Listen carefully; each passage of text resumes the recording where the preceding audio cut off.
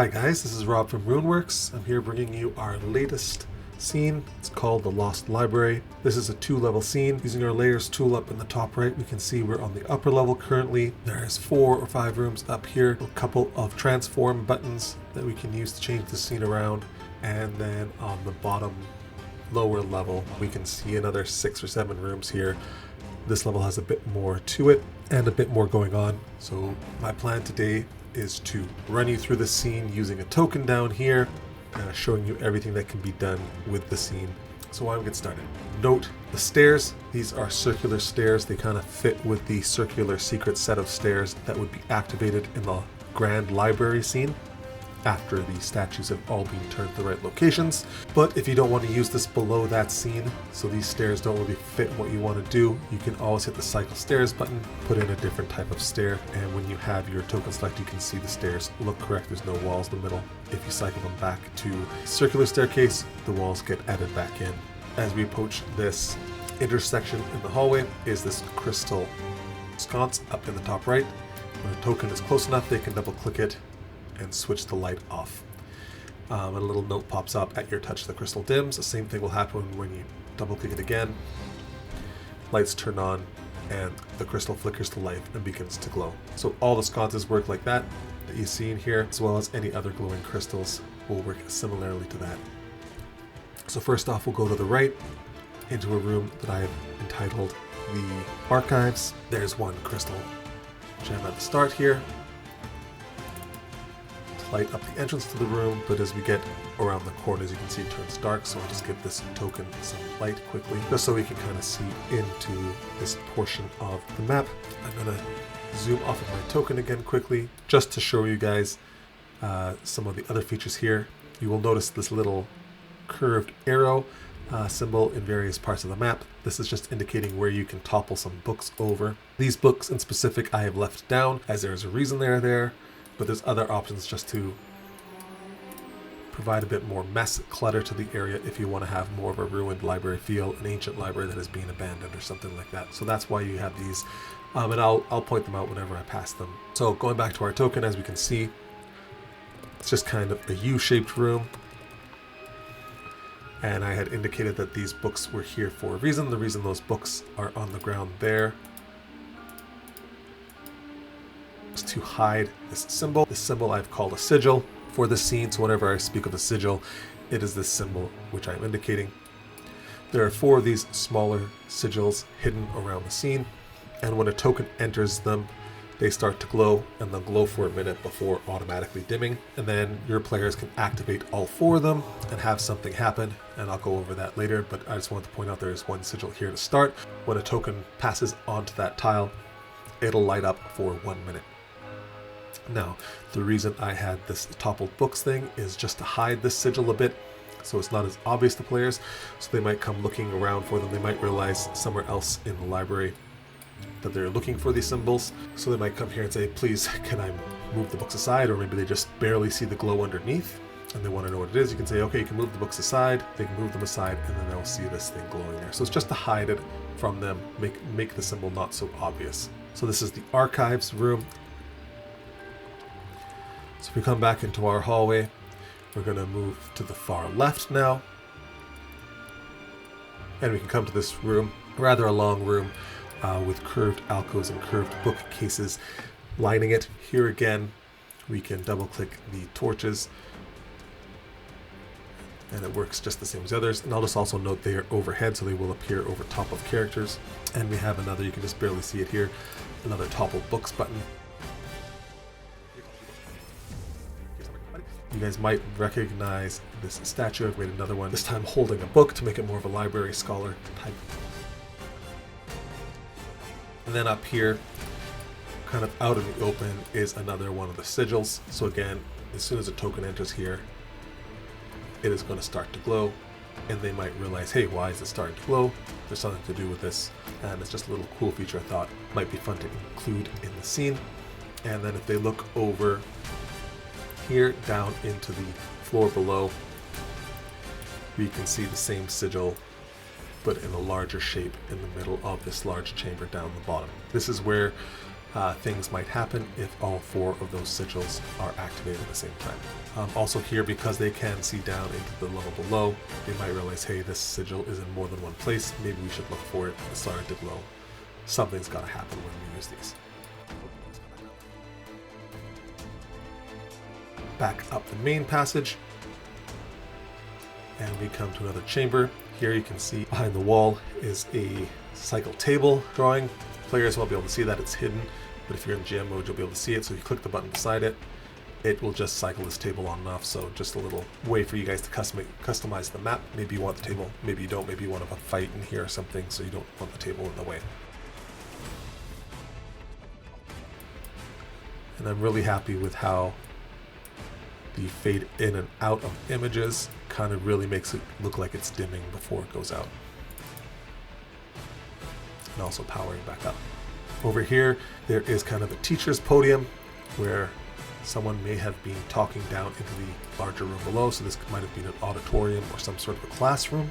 So this is where somebody might be either teaching or maybe they're casting a spell for some sort of rite that might be going on down here. So that kind of brings us to the end of the upper level. So as always, we have our interaction points to use the stairs. Brings us down the main set of stairs to the bottom level. And immediately we see another crystal light that works just the same as all the others. There is a button here to throw more books on the floor. Pass our stairs and come down into what I've named the study. This is where scholars and or their students might have studied, and as such there is a bit of a table on the floor here. The light in this room is coming from this kind of crystal holder, kind of like a candle holder, except it holds a crystal, but it also works just the same as all the other ones do. So you can just turn that off and on by a double click, as long as your token is within 1 square of it. In this room, there are also areas where you can knock the books over. And also, there are the study table options. So right now, it is just set to the middle of the room. But your players might be searching for those sigils, as I mentioned before, not be able to find us and say, well, I want to look under the table. They can push the table aside, and there we will see it again. So now that our token has stepped in and out, this should stop shining after a minute. So we'll check that in a second. There it goes, it's turned off. And if we step in it, it'll turn on again. As we walk down the hallway to the left, we can see one of these statues in the middle of the hall. This is a bit of a special statue. You can see again the notes in the black area here.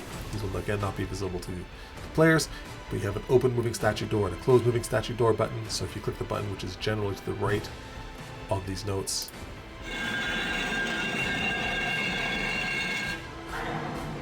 hopefully you heard the noise and saw the statue moving, and it'll enter into the secret room. And then at the top of the secret room, another note says cycle secret room options. So you have the options to choose what goes in here. Right now they're set to empty, but we can cycle through the hidden books. So maybe these are the super rare or ultra dangerous books of the library hidden in here. There is a secret study. So maybe this is where one of the chief librarians or chief scholars or wizards, founders of the library rested. And lastly, we have a generic treasure room, a couple of chests, and then maybe some manuscripts that are more valuable than the others. So just give you some options for what you might want in this secret room. If we step back out and you hit the close moving statue door, it'll close by itself again. I will note that the game pauses and unpauses while the statue is moving, just to make sure there's no shenanigans with people moving around when this thing is opening and closing. Because it does take some time for the walls to properly change, so I just pause the game while that happens. I don't think it's too bad, it's not too long. Okay, so we come over here, another room, another chamber filled with books. I call this one the reading room, I think.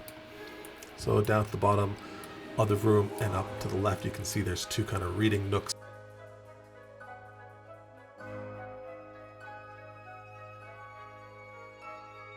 And then the last feature here, I said there was 4 of those sigils hiding around the library. The last one here is actually in the middle of these bookshelves in the center of the room. So there's a sliding bookcase here. If you want to use a sliding bookcase, we go over to the left margin where there's an open bookshelf button and a closed bookshelf button.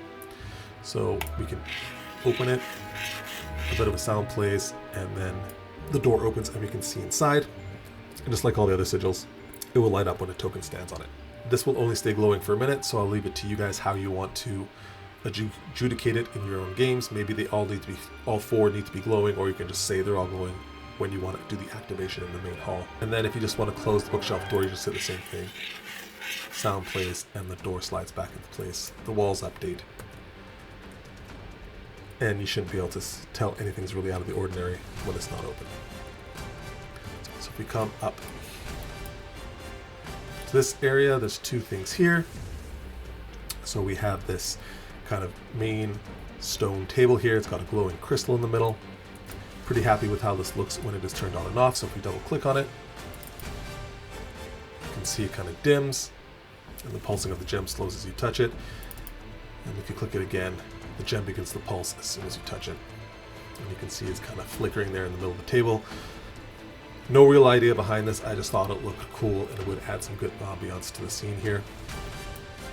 And if we go over here, this nook of books doesn't look like much at the moment, but we can see in the left margin beside it, there's an extra entrance controls. So if you want to, right now the entrance is hidden, so if I want to show them, I click that button. And you can see that it kind of opens up a passageway underground, so perhaps this would connect to a library, maybe a thieves guild has uncovered it and needs the PCs to come explore here, or maybe this will just lead further into the dungeon for you to continue your adventure. Hopefully you can hear a bit of the dripping water sounds that are also added and activated when this variation is selected. It's kind of hard to see, but the water here is kind of moving, so the water is a separate tile and uses the distortion filter from Token Magic FX to give it that kind of a bit of a jiggle and wiggle. And then of course, if you want to hide it, you can just go hide entrance, and it just acts like a normal library wall. And then we come into our last room here. This is room I. This is where a lot of things can happen.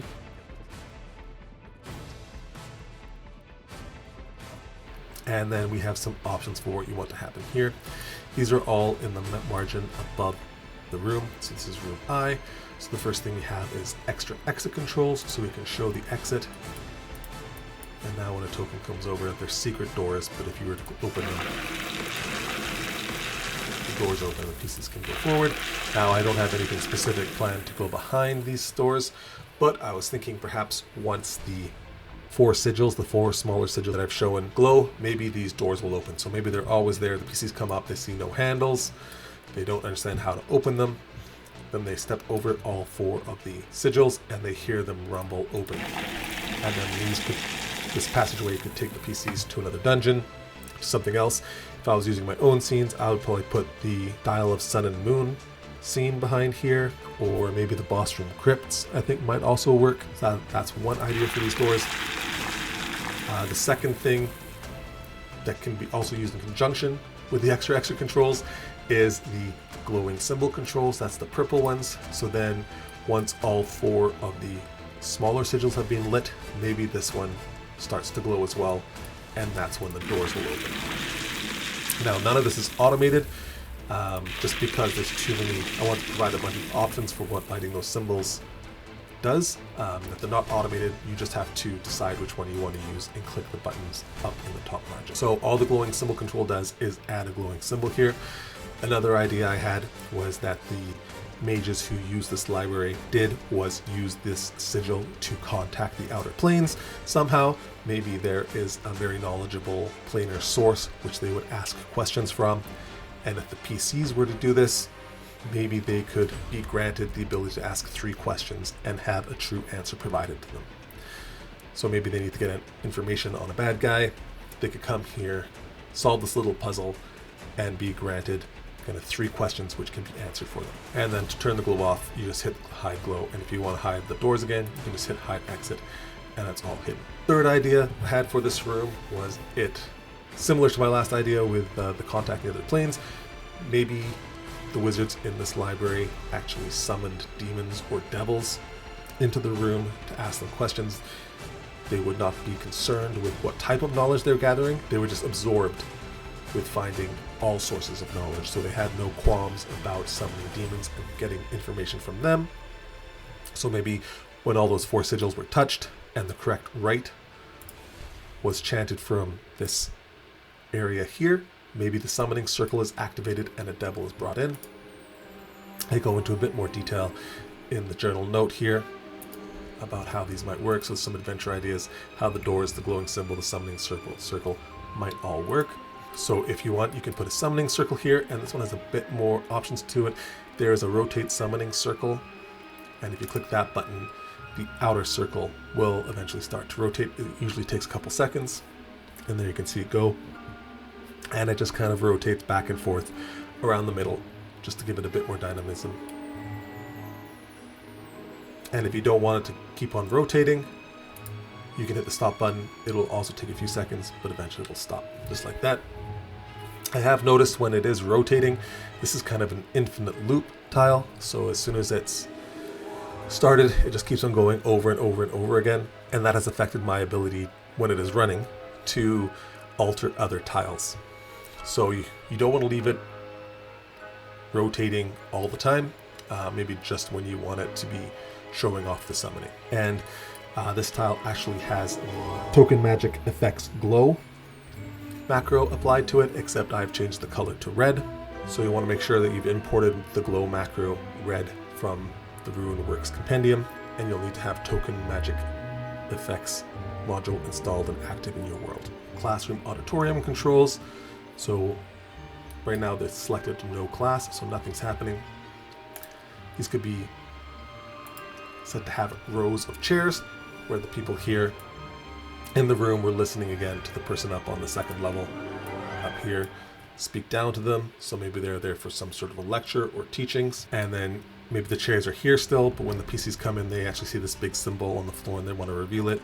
You can push all those chairs aside, and then this will fit with, you know, the summoning circle, even when it's rotating.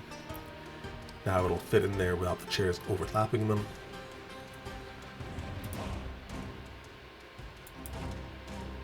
And it'll work also with the showing of the glow for the symbol.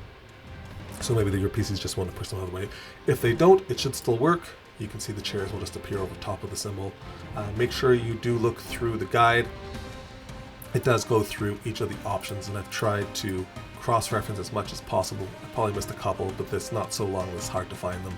And then the adventure ideas here might also help. The last thing I want to note is once all 4 of these symbols have been activated, you can activate something in this room I up here with these control panels, or maybe it's then that this secret door opens and reveals the treasure. So maybe the 4 sigils, instead of activating something in room I, actually activate this secret stone door and allow players to go in there instead. Okay, I hope you guys like it. That's it for me today. Let me know what you think, and I will see you in the next one. I think the Dwarven Ruins of Grenvir are going to be the next scene I work on, and then hopefully I can put out a Patreon poll. Thanks guys, bye for now.